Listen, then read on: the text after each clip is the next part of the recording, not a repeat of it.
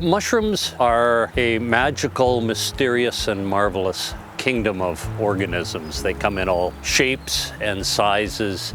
They perform a variety of functions in our forested ecosystems, and they're absolutely essential for life on Earth.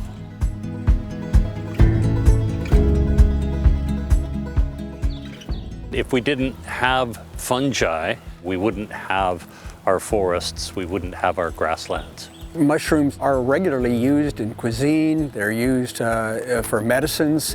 There are many roles of them, and people are starting to see how important mushrooms are in the environment, what roles they play, and many people are seeing them as something they want to go out and photograph, something they want to go out and taste, something they want to go out and experience with friends. The mushrooms are fruiting in this forest because the forest is here.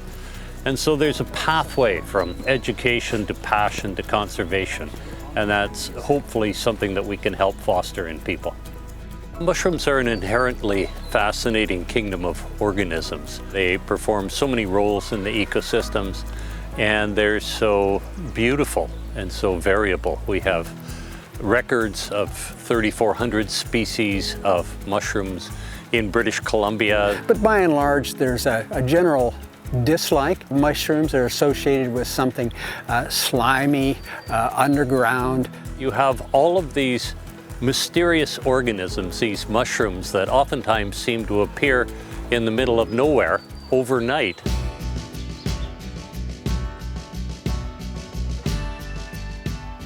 Xylaria hypoxylon.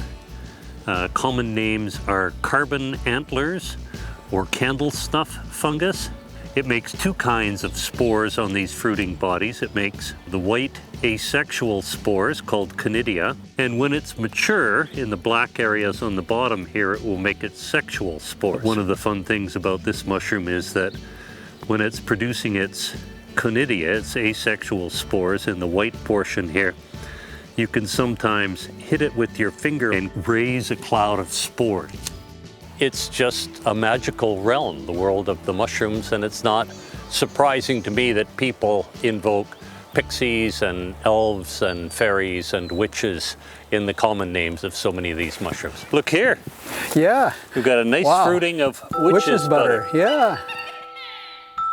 One tale that I heard is that this is actually milk from a witch's cat that has been suckling the cattle in a village, churns the milk into butter and spews it forth on the fence posts or on the porch of the witch with which it's associated.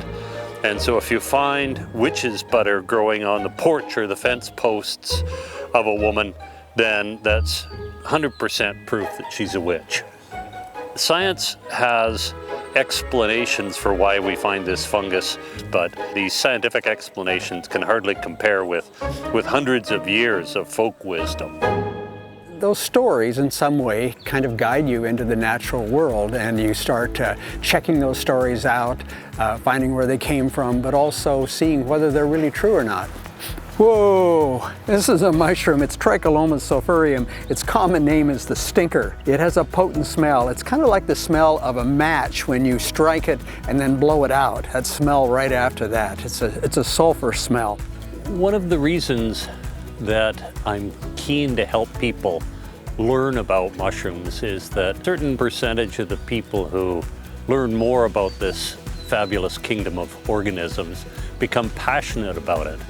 And they become passionate about the fungi, but they also realize that the fungi are there because the habitat is there.